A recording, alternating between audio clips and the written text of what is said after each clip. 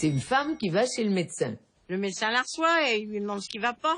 Et là, la femme est gênée. Elle ose rien dire, elle est toute rouge, mais d'un coup elle se lance. Elle explique que son mari n'a plus d'érection et ça fait des mois qu'ils n'ont pas fait l'amour. Et ça lui manque. Elle a honte de le dire, mais c'est comme ça. Le médecin la rassure, c'est normal d'avoir des envies. Mais il lui demande pourquoi son mari ne vient pas lui-même consulter. La femme répond qu'il veut pas se soigner, qu'il pense que ça va revenir naturellement. Mais elle en a marre, ça fait des mois. Alors elle préfère se renseigner en douce et voir s'il n'y a pas un truc miracle qui arrangerait son affaire. Oui, le médecin lui dit que c'est pas très déonto...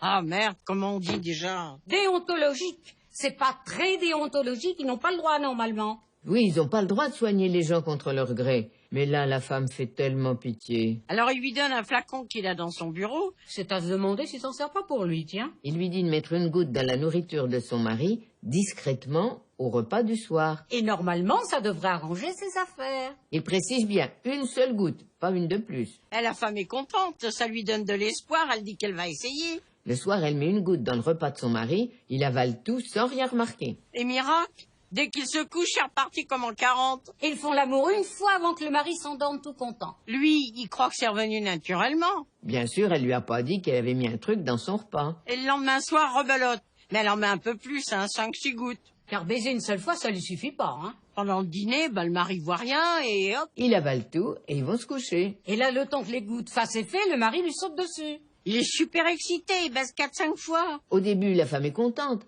mais le mari en demande toujours plus. Oui, il la lâche plus, elle est obligée de se sauver tellement il en demande. Il la poursuit, elle est obligée de monter dans sa voiture et de se barrer. Le lendemain, elle appelle le médecin pour tout lui raconter. Ah bon? Et qu'est-ce qui s'est passé après qu'il demande? Après, il s'est attaqué à la voisine d'en face qui vit seule. Puis à la mamie du rez-de-chaussée. Et aussi à une jeune fille dans le parking. Merde, et il est où maintenant? Il est mort, hein. On est en train de l'astiquer pour pouvoir fermer le cercueil.